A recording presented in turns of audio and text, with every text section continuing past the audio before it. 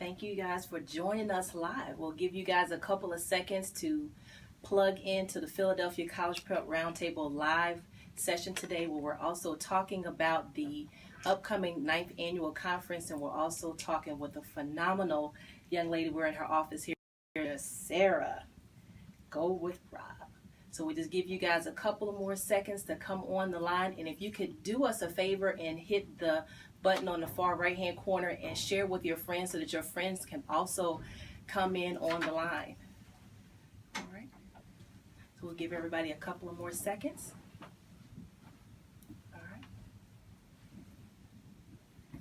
All right.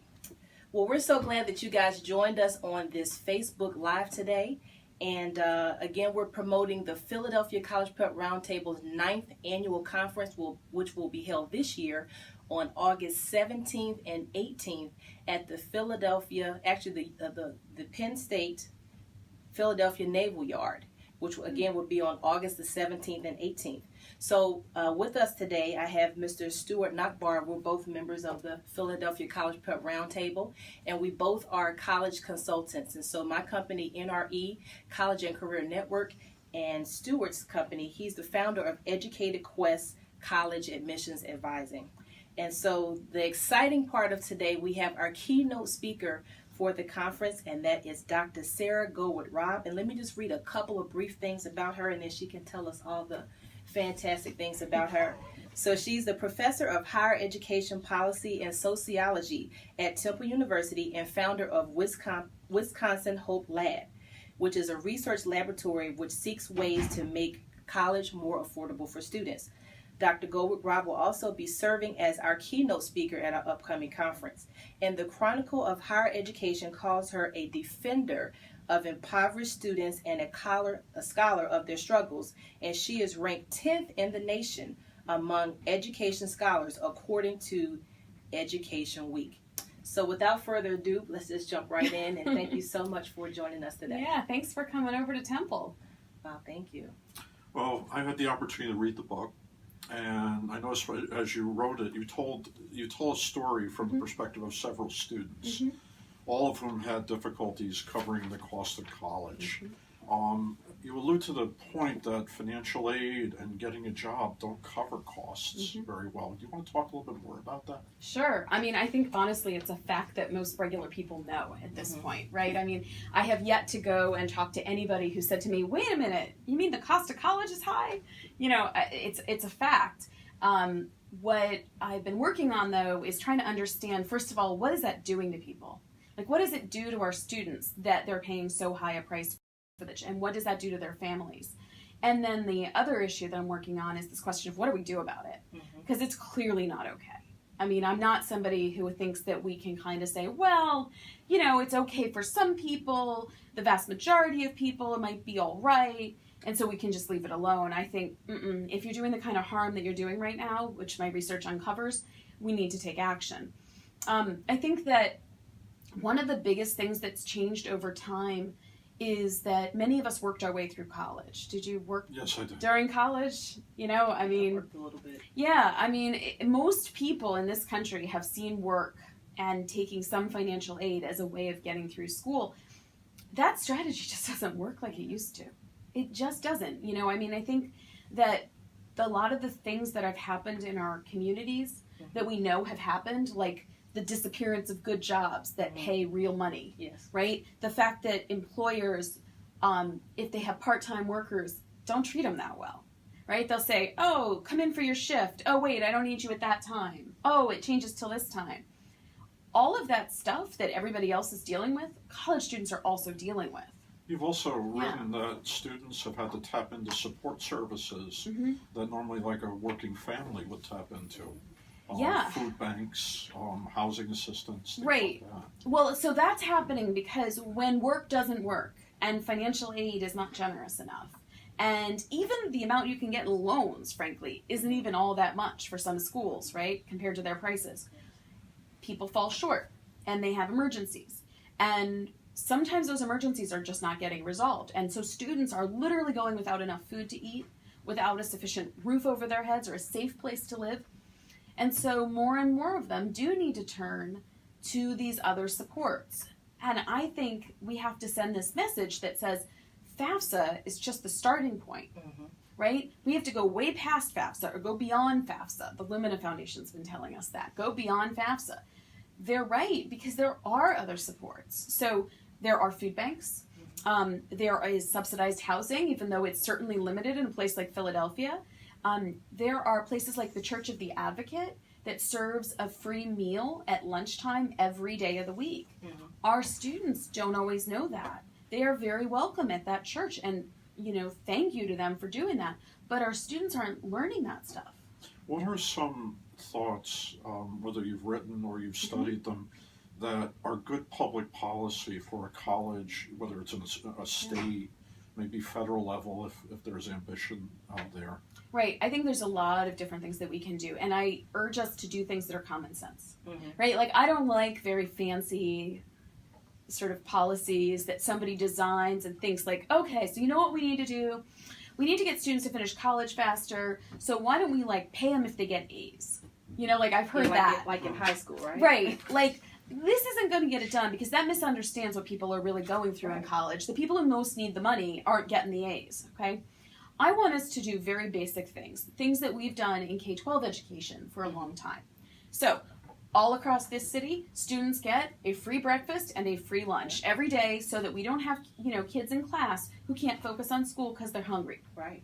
We need to expand that program. That program needs to be at the Community College of Philadelphia right now. We're waiting way too long, right? It should be expanded to all of higher education, but the community college is a good place to start. We need to fix the work-study program. So working on campus is not a bad thing. Right. The problem is there's not enough money in that program at the schools where people qualify for it, so they can't get more than, say, 5 hours of work-study, and it pays bad. And then also with the work-study, it's built into their, their bill, but most students use that money and they consume it to live everyday life, and so they don't even contribute that money towards their bill. Well, that's right. It's not put towards the tuition bill. I mean, I think that one of the things that we have to help more folks understand is tuition. Yeah, tuition's a bill, but tuition is not the majority of what people pay for college. Most of what people pay for college is covering their living expenses. So you're touching on something very interesting. You've come from Madison, Wisconsin to here. What would you say is an easier, quote-unquote, easier place for a college student to succeed? This is a really good question. Gosh. Okay, so first of all, because not everybody knows me, you need to know I moved to Philly on purpose. Okay, this was not an accident. I mean, in other words, I think that Philadelphia is dealing with most of the real-life challenges of higher ed right now, right? You got a lot of people who want to go to school who don't have a lot of money, right? You got a lot of good schools in the area, but they don't have a lot of money either, right? You got a state context that isn't really sure what it thinks about higher ed, depending on your political persuasion maybe.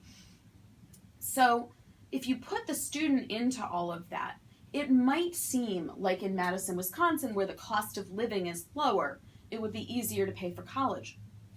But here in Philadelphia, there's just a lot more resources, right? So put this college student aside and think about a homeless person, okay? A homeless person is better off if they're near lots of other resources. It is harder to be homeless in a rural area than an urban area. It might be less expensive in the rural area, but there aren't soup kitchens everywhere. Right. The transportation's not there. So a lot of access missing. Exactly. So I am not at all sure yet that the issues that I saw in Wisconsin, right, are actually harder here in Philadelphia. I think maybe some of those things, because we do have a density of people, might be somewhat easier. At the same time, we have an affordable housing crisis. Right? And that exists to some extent in places like Wisconsin, but not like it does here. So I think it's kind of a mixed bag.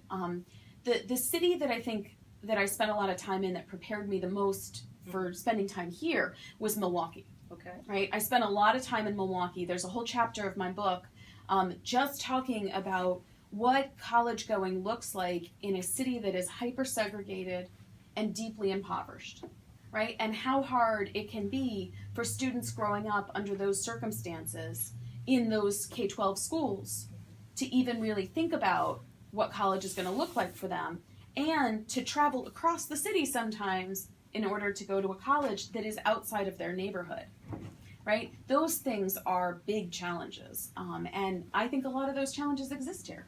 Do you think that given the national politics that more of the initiative is going to have to come from the schools, from local government, from state government? Yeah, look, I mean, I think we're unfortunately at a moment where it's on us to lead, right? The leadership isn't coming from Washington. I mean, look, I just described a free lunch program that most people in this country know is one of the most outstanding and effective anti-poverty programs in the nation.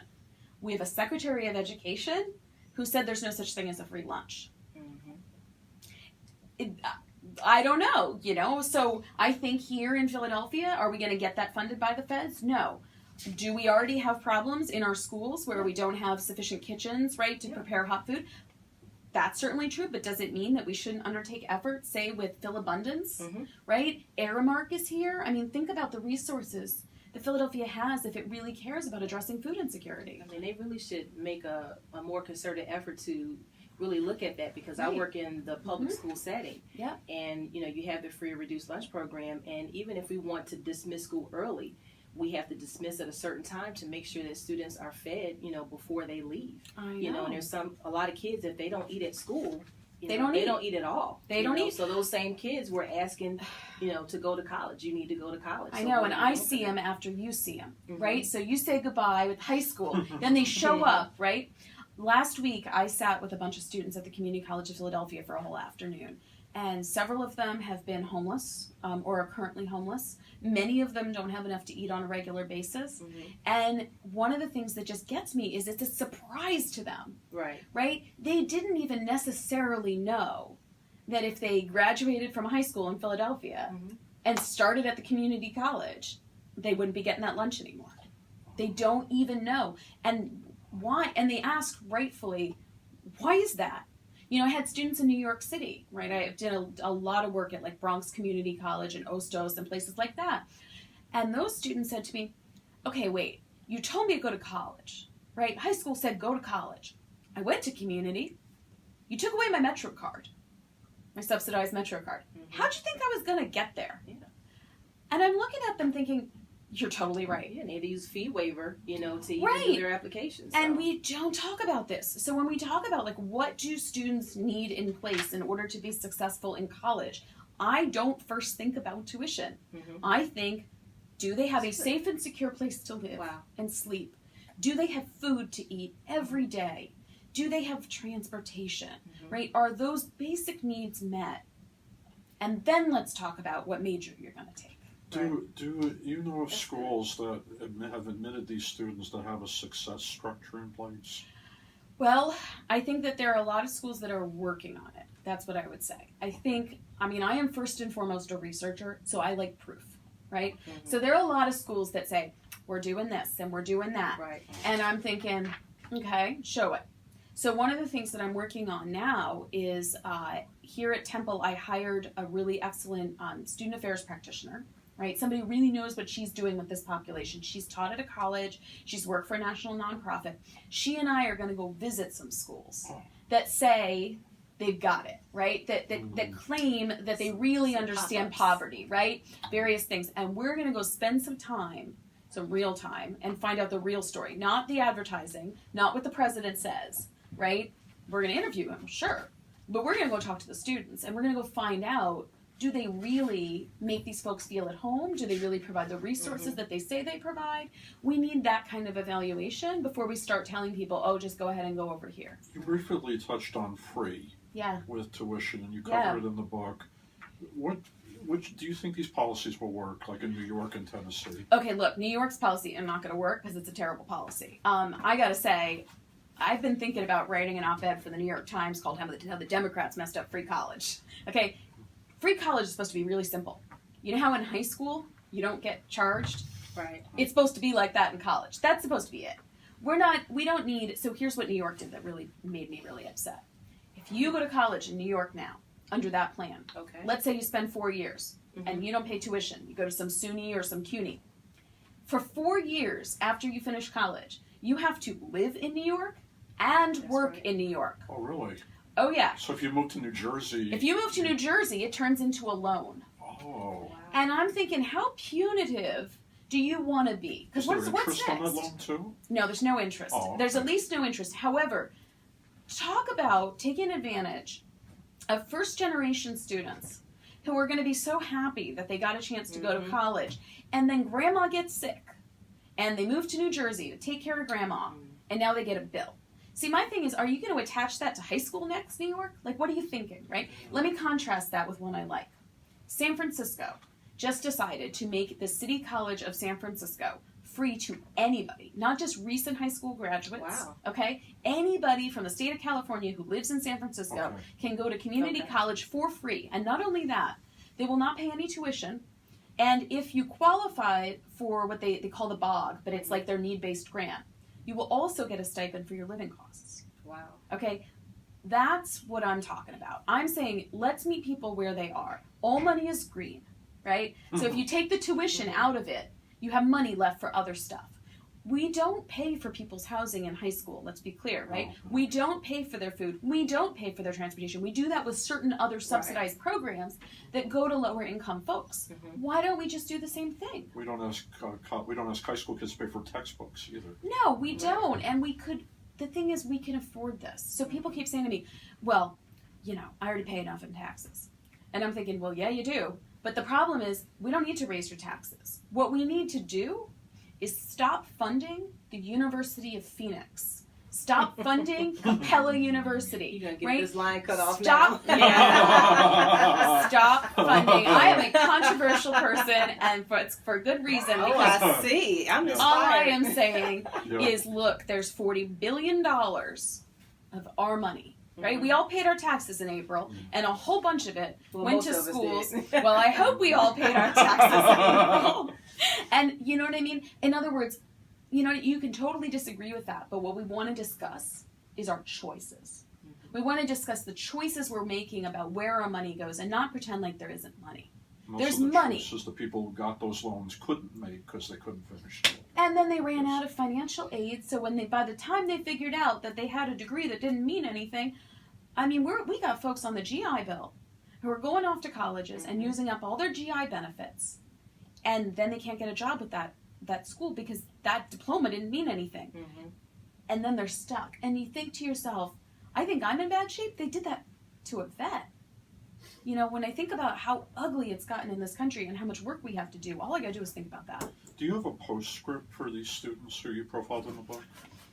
Well, sort of yes, sort of no. We're in touch with some of these folks. Okay. I'm working really hard. You know, when you spend 6 years following people, you get pretty invested in wanting to see what happens next. So I'm trying to find a foundation that would let us have some support so we could follow them till they're 30, at least, and kind of see what their life transitions look like.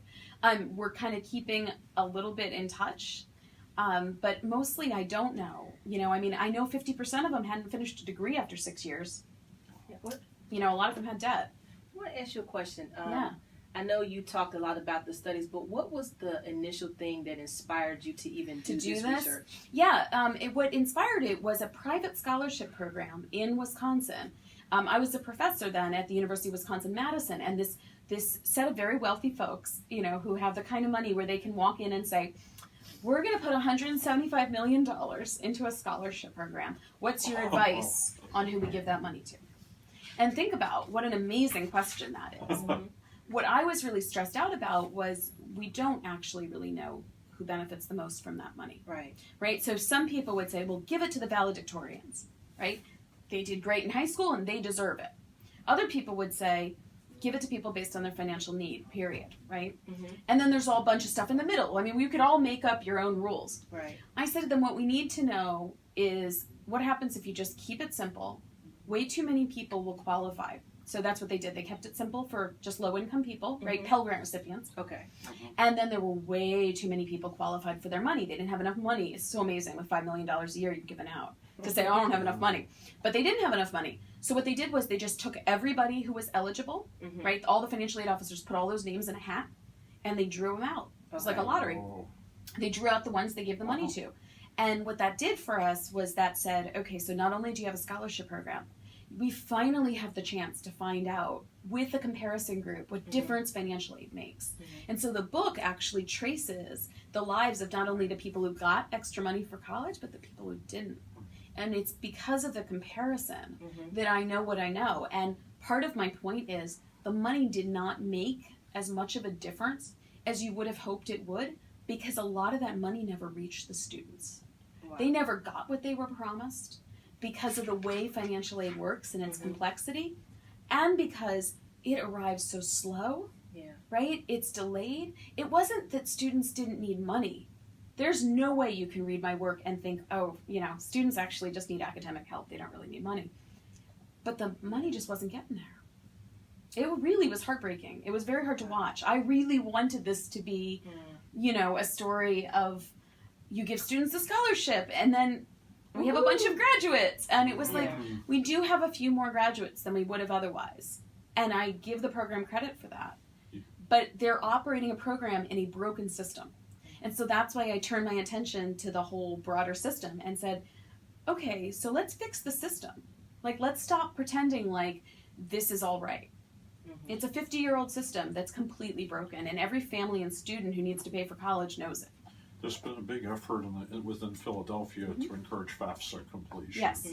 What you point in the book, though, is not enough people even go through the process of completing the FAFSA, and it takes too long to complete it. It does. You know, I love Michelle Obama, okay? Nobody, like, I have so much love for Michelle Obama, but when she said it only takes 20 minutes, I went, huh? No, it doesn't take 20.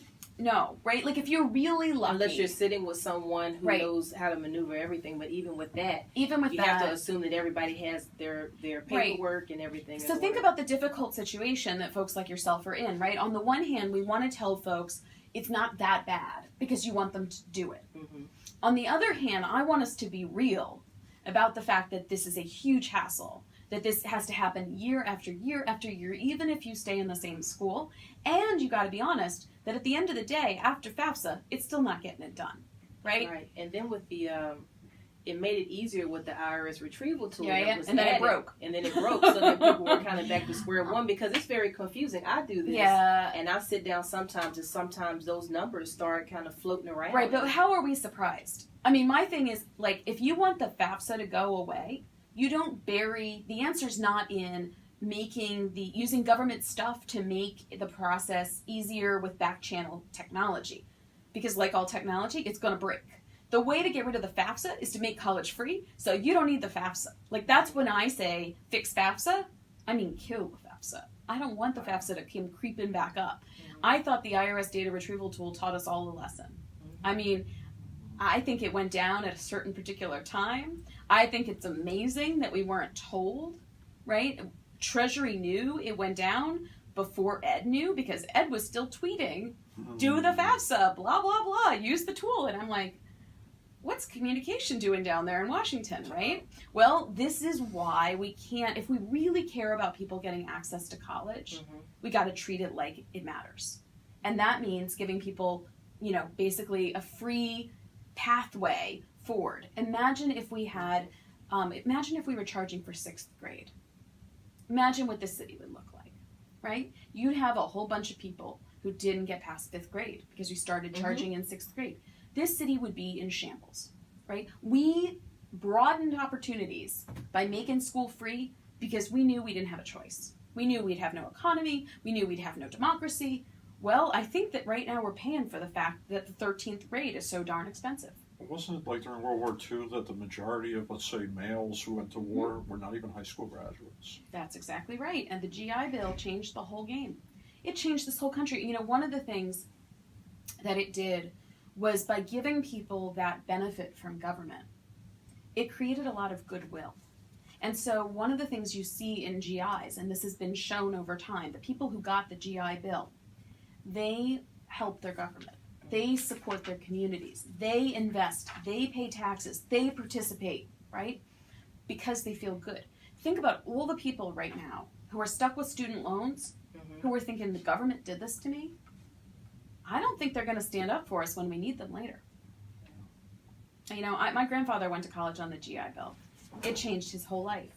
My grandma would never have looked his way if he hadn't gotten a college education, and he would never have gotten it without the GI Bill.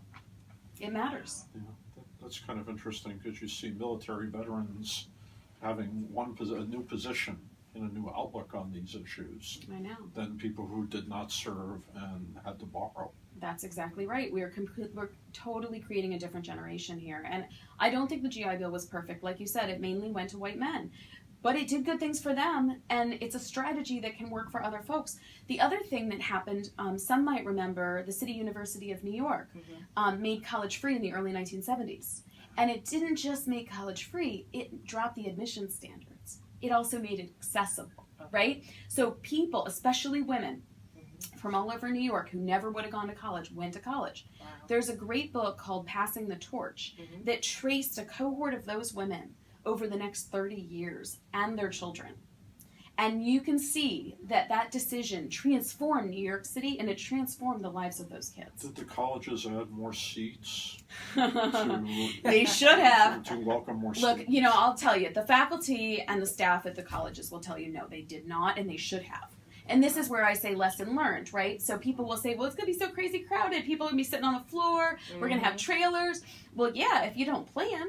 But why wouldn't you plan? Like, why wouldn't we say, in 4 years, we're going to do this, right? This is when it will become free. So let's staff up, right? Let's get ready. Let's make sure that our faculty know how to teach a broader range of students, because guess what? They're coming, you know? I had a colleague once who was arguing with me about making college free.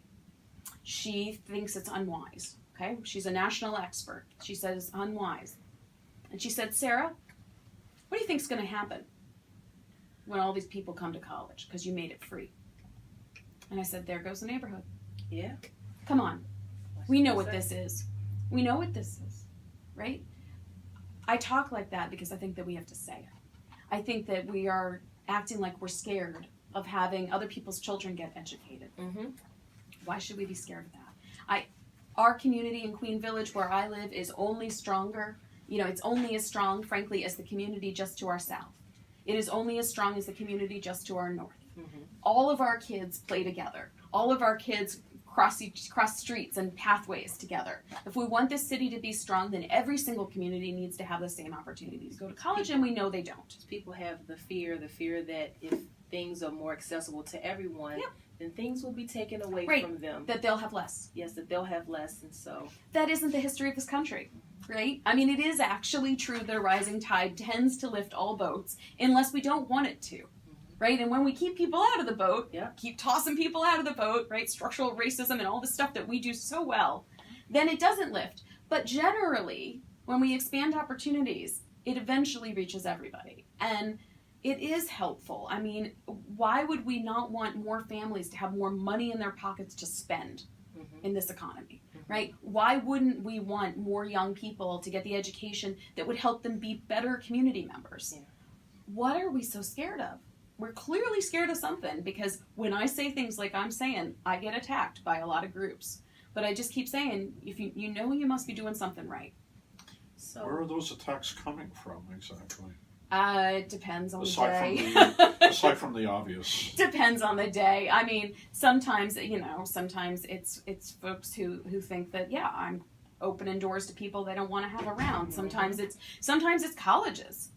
I don't stand up for individual colleges. I stand up for students. And the colleges are also looking at their stats, their golden stats Bottom that lines. they want to keep. So when you make it more accessible, just like with the SAT, as we started pushing to have more kids take the SAT, that mean SAT score went down because there were more students that maybe didn't have access to prep or test prep or tutoring or whatever. But those students were given an opportunity to be able to see what it's like to take a test. There's a brand new study that just came out of what happened when they made the ACT required in Illinois. Things look great. And I don't love testing, just to be clear, but things look really good. We're definitely in your office. Yes, we are. Sorry that the phone is ringing. That's all right. I feel like the phone is always ringing, so. Well, let me ask you a question. What can we expect from you at the conference? What should we be? I think a little more of this. Look, I'm excited about this opportunity because I spend a lot of time talking to people who work in colleges or who are students already in college. To get to talk to Philadelphia's college access community, the folks who are getting to see before, who are counseling students about various things, I want to talk and start a dialogue about the stuff that we don't talk about all the time. You know, I mean, there are hardships that families go through when their students go to college that we don't talk about because we're afraid it will discourage them from sending their students to college. Mm-hmm. I think we have to be brave, and I think we have to find ways to create those conversations. That said, that's what you all do. Mm-hmm. It's not what I do, but I want to know how we can do it, right? So I'm actually coming looking for ideas. Okay. I'm coming looking for, you know, things that we can work on and try in Philadelphia, Mm-hmm. because what I can tell you is what it looks on the other side when this stuff doesn't happen. And I just cannot have one more student come through my door who says, I just had no idea it'd be so hard paying for this, and they're borderline homeless, Mm-hmm. and feel like I can just sit back and accept my salary from another public university. You know, it's our job to go out and do something. Can you think of one success story or one significant student that kind of gives you a warm fuzzy? Well, one story that I tell in the book actually didn't come from the research study. It came from my own teaching.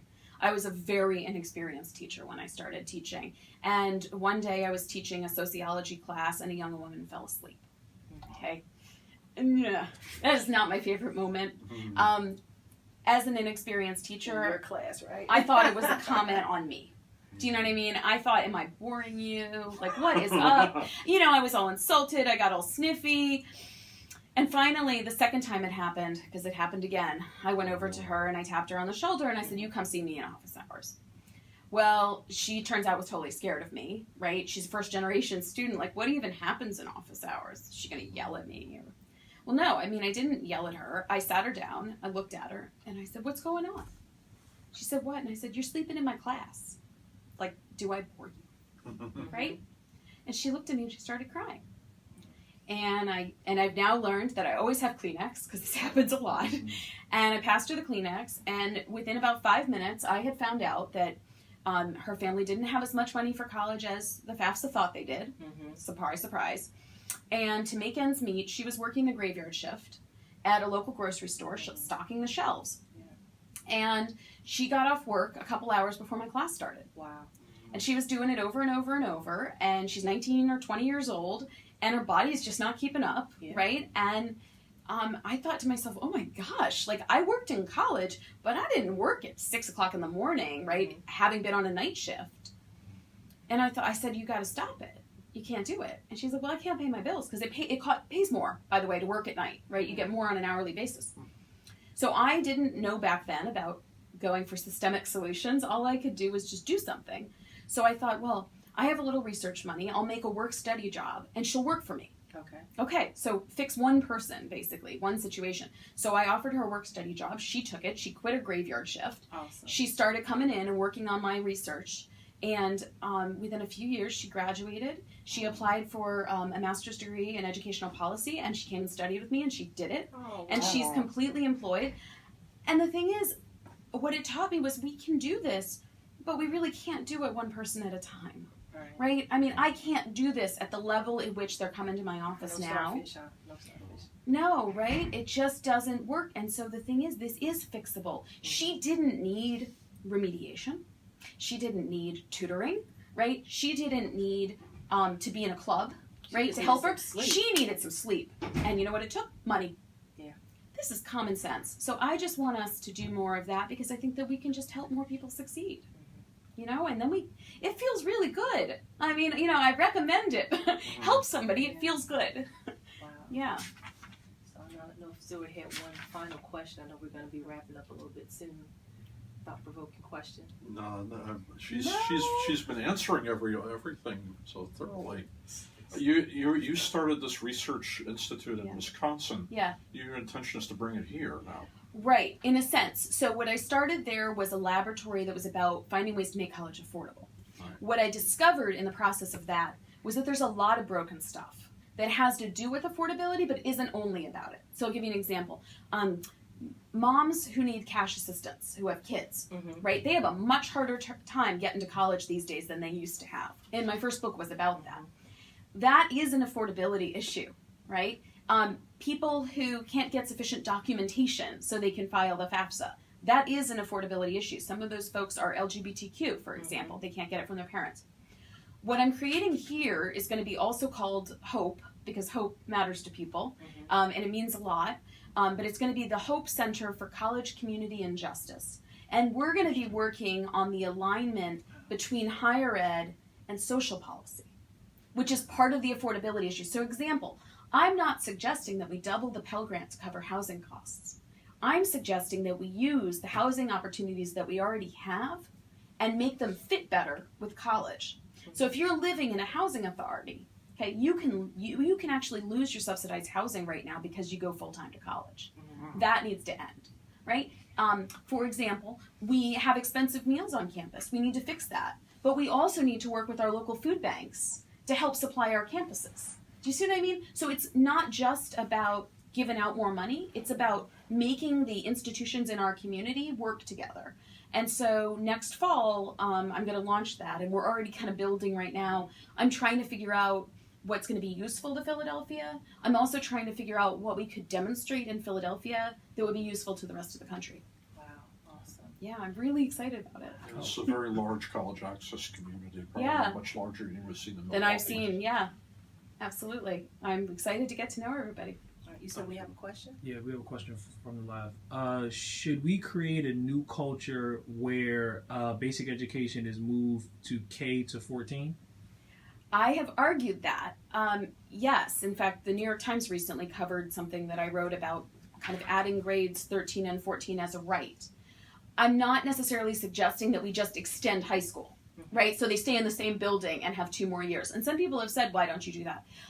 Well, one of the reasons you don't do that is that transitions are learning opportunities, right? And that making the transition to college is another test, the way making the transition from elementary to middle school is a test, right? And there's growth.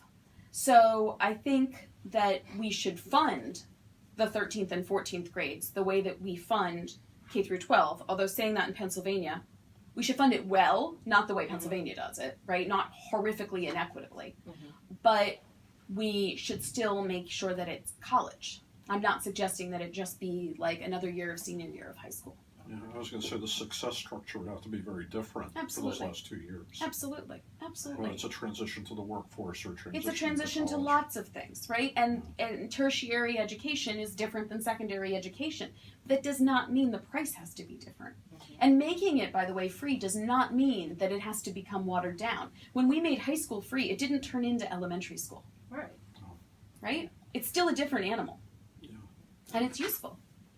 So, Do we have any more questions on the live? I know we're short on time. And yeah, we we have to probably be- are. I got to pick up my children. Yeah. Yes. So we just like to thank you for allowing us to be in your space Oh, and thank you for answer coming into my questions space. and getting everybody ready for the conference. So again, Yeah. this live is hosted by the Philadelphia College Prep Roundtable. Please make sure you register at our 9th annual conference that will be coming up on August 17th and 18th, and it will be at the Penn State Philadelphia Naval Yard, which is right in the heart of Philadelphia. So make sure you go to our website, which is www.collegepreproundtable.org. So again, let me make sure I said that correctly. So it's www.collegeprep. I have it on my sticky. I'm not getting fired from this volunteer job. www.collegepreproundtable.org. And if you need more specific, is /25 PCPR. So again, we thank Dr. Sara Goldrick-Rabb for talking with us today, and we just appreciate you giving It's us great some to time meet you today. both, Thank and you I'm very looking much. forward to meeting everybody else. Thank So, you so much. Thank you. All right. Thank Thank you. you guys for tuning in.